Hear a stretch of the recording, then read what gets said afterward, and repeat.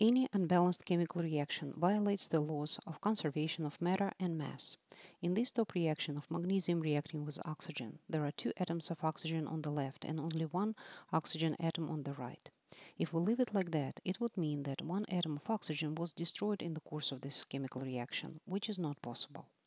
To balance chemical reactions, we will use coefficients, the numbers placed in front of the compounds. To double amount of oxygen on the right, I will place coefficient 2 in front of the magnesium oxide. That fixes oxygens. But now magnesium is unbalanced, so I'll place coefficient 2 in front of the magnesium on the left. The reaction is balanced. Let's consider a second reaction, zinc reacting with hydrochloric acid. There is one atom of hydrogen and one atom of chlorine on the left, and there are two of them on the right. I'll place coefficient 2 in front of hydrochloric acid, and that balances hydrogen and chlorine atoms. Zinc is already balanced, one zinc on the left and one zinc on the right. Iron reacts with oxygen forming iron 3 oxide. Even number of oxygen atoms on the left and odd number of oxygen on the right suggests that I'd better double the amount of compound iron 3 oxide. So I would have even number of oxygens there. Now I will place coefficients in front of the elements on the left to balance the reaction. 4 irons and 3 molecules of oxygen. Mercury 2 oxide decomposing into mercury 1 oxide and oxygen.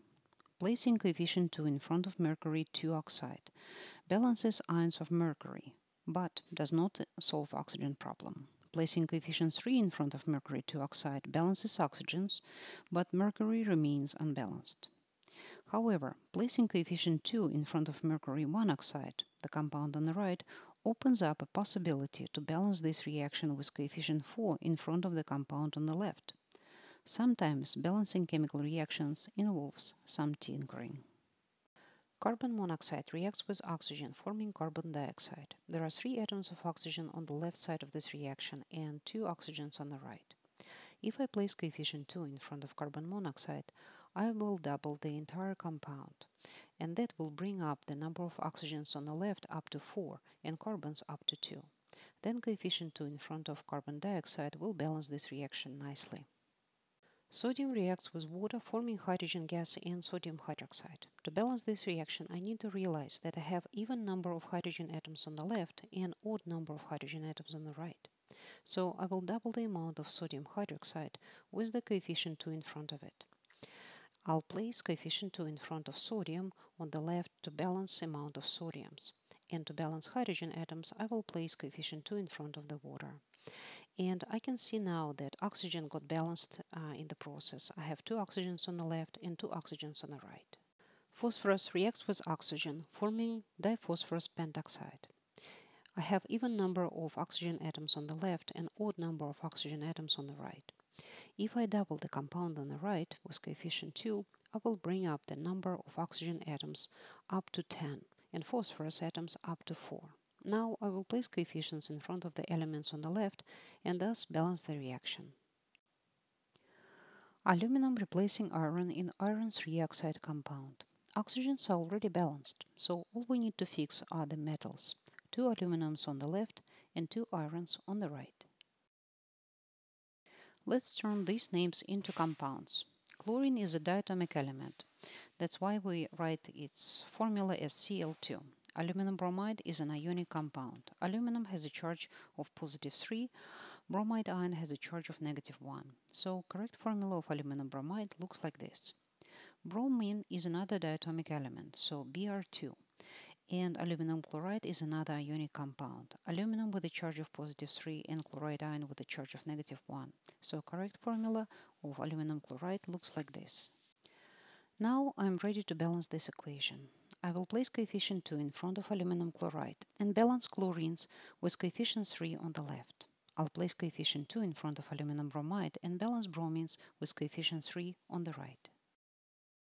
Aluminum reacts with iron 3 oxide. Let's make sure that we write the formula of iron 3 oxide correctly. Iron has a charge of positive 3, so we know from the name. Oxygen is the ion with a charge of negative 2. So correct formula of iron 3 oxide looks like this. And here are the products, iron and aluminum oxide. Iron is just an element and aluminum oxide is ionic compound. Aluminum has a charge of positive 3, oxygen -2. So correct formula of aluminum oxide looks like this. Now I'm ready to balance this reaction. Oxygens are already balanced, so all we need to fix are the metals. 2 aluminums on the left and 2 irons on the right. Silver reacts with sulfur, forming silver 1 sulfide. Silver and sulfur are just elements. Silver 1 sulfide is an ionic compound. Silver has a charge of +1. Sulfur has a charge of -2. Correct formula of the compound looks like this. Now I'm ready to balance this reaction. And it seems like only silver needs to be balanced. Quick tip for balancing reactions with polyatomic ions. Do not separate them into individual atoms for balancing. Treat them as a block. For example, in this reaction I have 2 nitrates on the right and only 1 nitrate on the left. So coefficient 2 before silver nitrate will fix it. Now I need to balance silver. And coefficient 2 in front of silver chloride does just that. So the equation is balanced. Same story here, 2 nitrates on the right, 1 nitrate on the left. Coefficient 2 in front of silver nitrate will take care of balancing nitrogens and oxygens. I just need to take care of silver.